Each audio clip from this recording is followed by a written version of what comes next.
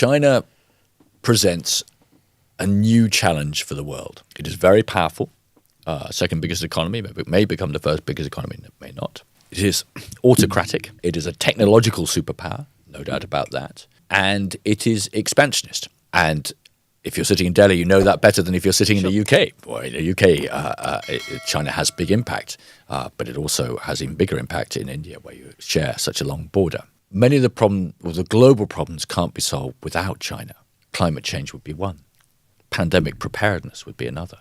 So how do you work with a increasingly wealthy, powerful, technologically highly sophisticated autocracy? There's no model for how you do this. This isn't the Cold War, it's something different. And so countries, I think, try to deal with China both in some cases with cooperation, say on climate change, for example, and India does that as well with China. Sometimes confronting, where we have differences of values, and that's why the UK's policy on China has evolved, is because of Chinese behaviour in relation to Hong Kong, as well as in relation to Xinjiang, and occasionally challenging as well.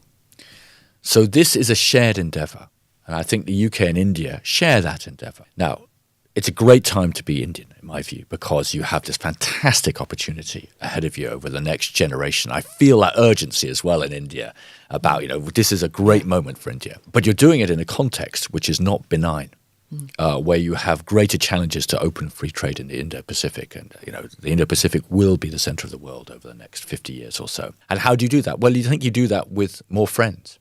If we've learnt one thing from the Russian invasion of Ukraine, which we happily talk about, you need friends. Ukraine has friends. Russia doesn't really.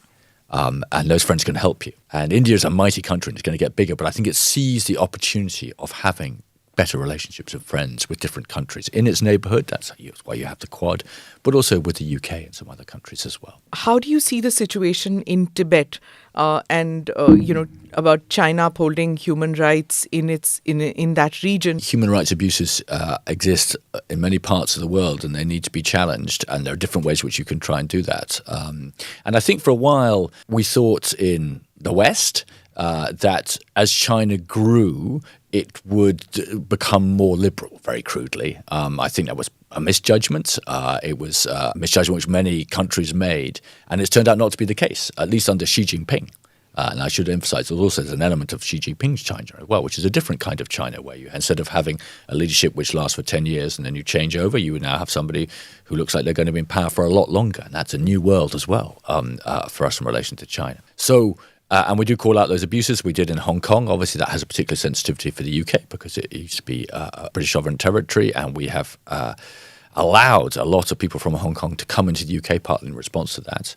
So I think we do call out those abuses. The effect of doing so, you can argue, although we were able to do things in the case of Hong Kong to facilitate people coming to the UK, which I think will be of enormous benefit to the UK as well. But this is going to continue to be a problem.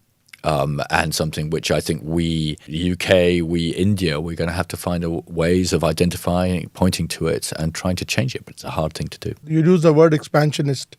We have seen the big fights between India and China of late in Galwan and now recently in Arunachal. How do you look at the approach taken by India when you say that you should have friends? Are you also suggesting some kind of a military alliance with the Western powers, with India, to counter China? I was careful not to use the word ally because I think, it's about friends and about making sure that you have friends who can support. And it's interesting to see, for example, how that friendship evolves. We've just had, I think for the first time in a very long time, a British naval ship in the Andaman Islands. Now, that's a very sensitive bit of territory for India, not surprisingly considering its geographical location. But I think there's great interest of more cooperation between the Indian Navy and the UK Navy. We saw that when we bought their aircraft carrier here in October 2021 with a sort of multinational supporting ships as well. And more work on maritime domain awareness, for example, more understanding of what's going on in the wider Indian Ocean is something which the UK and India are working together closely on. I think the land situation is a bit different, and India, very experienced in dealing with the land situation, I think tends to tackle that itself. But we are all, in our different ways, having to work out what do you do with the Xi Jinping China. At some points you are working together. We do work together in some areas. I don't want to dismiss that. But it's a different world. And I think The world I started in diplomacy in 1990, so that's when I joined the Foreign Service, just after the collapse of the Berlin Wall, was an incredibly optimistic time. And I think we are in more of an era of realpolitik and of great power competition than we were then.